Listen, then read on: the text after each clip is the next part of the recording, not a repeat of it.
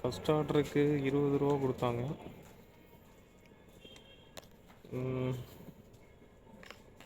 சரி, okay, good start, பரவாயில்ல. Distance கம்மி தான்.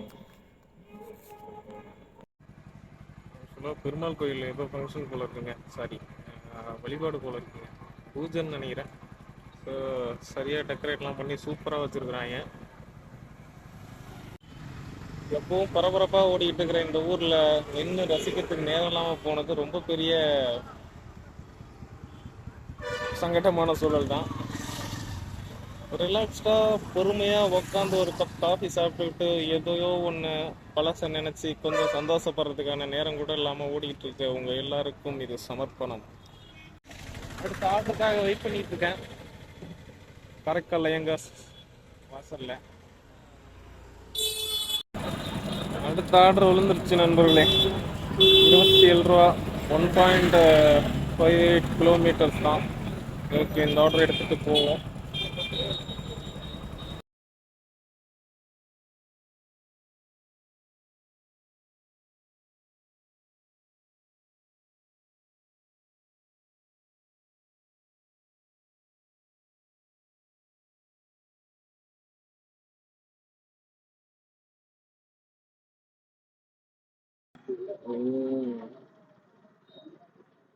ஒரு ஆர்டர் ஒன்று விழுந்துருக்கு. ஸோ அதை தான் எடுக்க போகிறோம். கிராண்ட் செட்டிநாடில் இல்லை, சிங்கிள் ஆர்டர் தான்.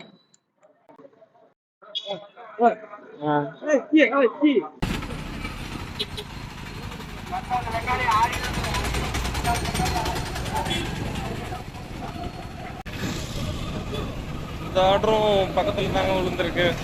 23 ரூபா என்ன கொடுத்தாங்க. பரவாயில்ல, இன்னைக்கு 3 ஆர்டரு ஓட்டியாச்சு. நேற்று சொன்ன மாதிரி 8 மணிக்குள்ளே குறைஞ்ச ஒரு 4 இல்லை 5 ஆர்டர் ஓட்டினா தான் நம்ம இன்னைக்குள்ள டார்கெட் 10 ஆர்டரை கம்ப்ளீட் பண்ண முடியும். ஸோ பக்கத்தில் விழுந்துச்சுன்னா கொஞ்சம் ஈஸியாக கம்ப்ளீட் பண்ண முடியும். இன்சென்டிவ்க்கு வந்து 10 ஆர்டர் ஓட்டணும், 4 கிக்ஸை கம்ப்ளீட் பண்ணணும், அதுதான் டார்கெட்டு. அதை கம்ப்ளீட் பண்ணால் தான் நம்மளுக்கு 130 ரூபா இன்சென்டிவ் கிடைக்கும். பெட்ரோலுக்கான காசு அதுலேருந்து எடுக்க முடியும். அப்புறம் ஆர்டர் ஓட்டுற ரன்னிங்ஸும் நம்மளோடது. ஸோ இப்படி தான் வந்து ஜொமேட்டோலேருந்து சம்பாதிக்க முடியும்.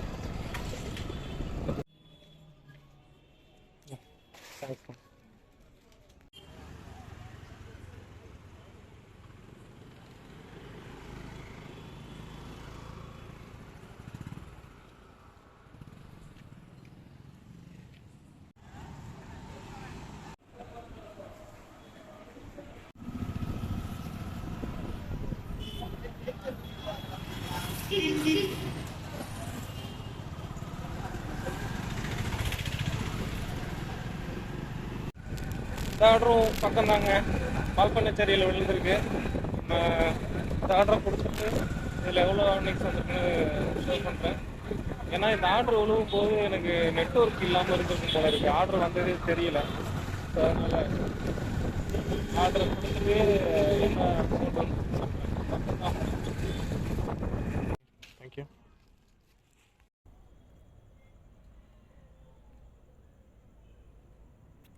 இந்த ஆர்டருக்கு 35 ரூபா கொடுத்துருக்காங்க. பரவாயில்ல, அடுத்த ஆர்டர் என்னன்னு பார்ப்போம்.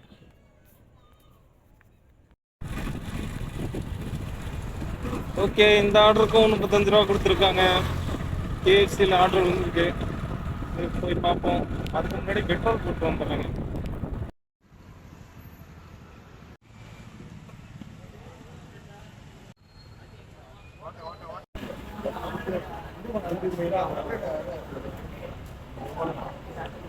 அதோட மல்டி ஆர்டர் சேர்ந்து விழுந்துருக்குங்க. அனிதா பிரியாணியில் 12 கிலோமீட்டர் பற்றி வேலைங்கன்னு இருக்கும் நினைக்கிறேன். சரி, ஓகே, பார்ப்போம்.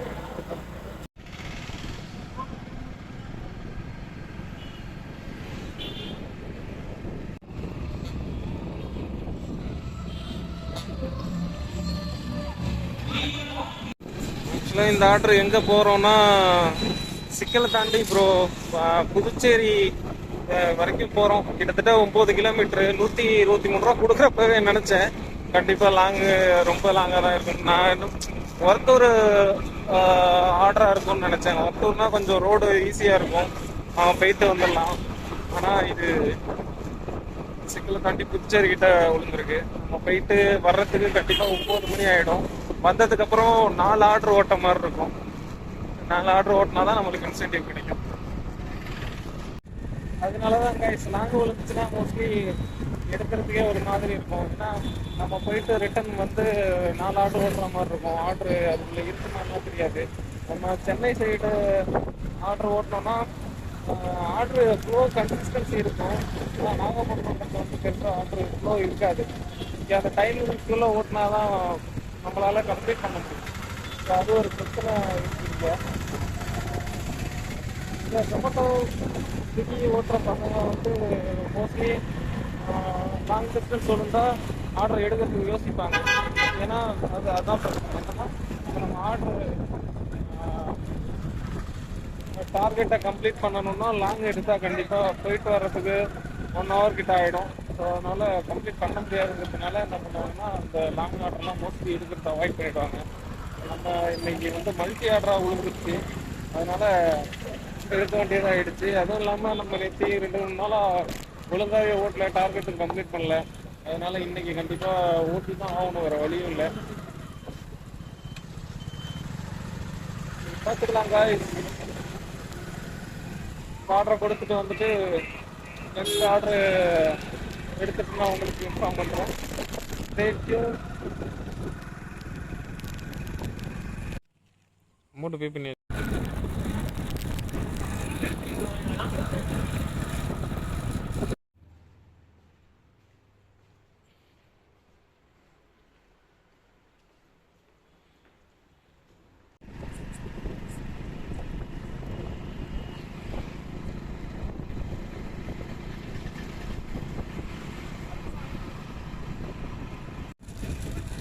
இந்த ஆர்டரு 53 ரூபா என்னமோ கொடுத்துருக்காங்க.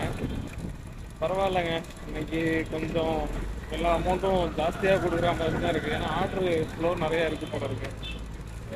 அமௌண்ட்டு கொடுக்குறாங்க நல்லா. இன்னைக்கு ஓட்டிக்கிட்டால் தான் உண்டு. நம்ம 10 ஆர்டரை கம்ப்ளீட் பண்ணுவோம் அப்படிங்கிற நம்பிக்கை இருக்குது.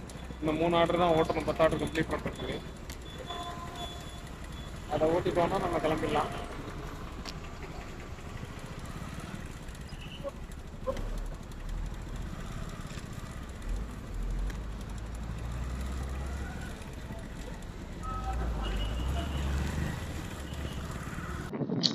இதெல்லாம் மோசம் தான், ஓவர் தான் அதெல்லாம்.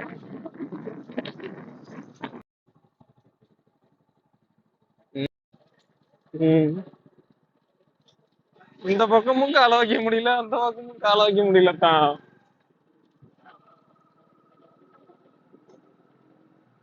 ஆனா ஒண்ணு மட்டும் தான் உண்மை.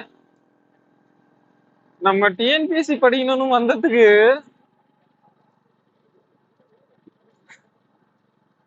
அதேதான் தான். 4 எருமை வாங்கி மேய்ச்சதுனா கொஞ்சம் பால் பீச்சாவது சம்பாதிச்சிருக்கலாம் தான். ஒரு மாடு என்ன 70,000 80,000 வருது தான். ம், தான். வாழ்க்கை என்னதான் நம்மள பின்னாடி அடிச்சாலும் நம்ம கண்டிப்பா இந்த எக்ஸாமை கிளியர் பண்ணியே ஆகுறோம் தான். இவ்வளவு நாள் போட்ட உழைப்ப வீணடிச்சிட கூடாது தான். அடுத்த எக்ஸாம் நம்மளோடது தான். இந்த மோட்டிவேஷன்லயே அடுத்த எக்ஸாமுக்கு தரமா படிக்கிறோம். டெஸ்ட் பேட்ச போட்டு டெஸ்ட் அடிக்கிறோம். எக்ஸாமை கிளியர் பண்ணிட்டு போயிட்டே இருக்கோம் தான். நம்ம பட்ட கஷ்டத்துக்கெல்லாம் இந்த வருஷம் எக்ஸாம் தான் நம்மளுக்கு கை கொடுக்க போகுது. எனக்கு நம்பிக்கை இருக்கு தான், நான் பாஸ் பண்ணிடுவேன் தான்.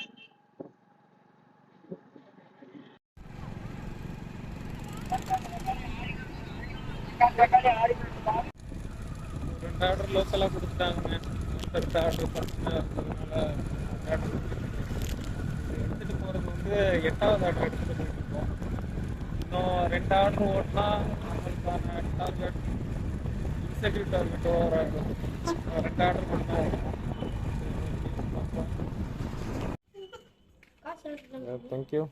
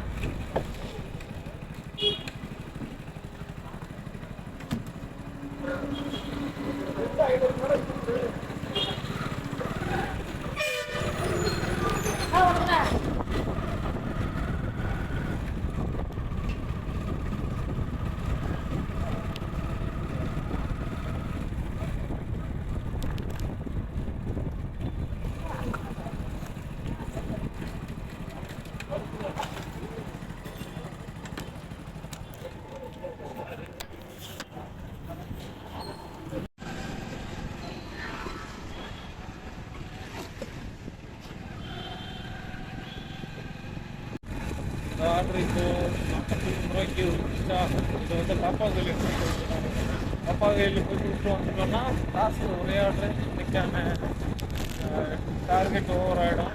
ஸோ இதை முடித்தா எவ்வளோ இன்னைக்கு நம்ம ஓட்டியிருக்கோம் அப்படிங்கிறத சொல்லிடுறேன். 3 நினைக்கிறேன் ப்ரோ. சரி, தேங்க்யூ. ரெஸ்டாரண்ட் டிலே போட்டு உட்காந்துருங்க. அந்த ரூட்ல போறதுக்கு வர பயமா இருக்கு. எந்த ரூட்ல எந்த ரூட்ல இந்த ரூட்ல போகணும்னா அவ்வளோதான் கைஸ். இதுதான் கடைசி ஆர்டர். அதை கொடுத்துட்டு நம்ம வீட்டுக்கு கிளம்புற வேண்டியதான். இன்னைக்கு ஓரளவுக்கு ஈஸியாக ஊட்டியாச்சு. கொஞ்சம் பக்கத்தில் ஆர்டர்ஸ் கொடுத்தாங்க, ஒரு லாபம் வந்துச்சு. ஸோ அப்படியே மேனேஜ் பண்ணி இன்னைக்கு முடிச்சாச்சு. So see you bye.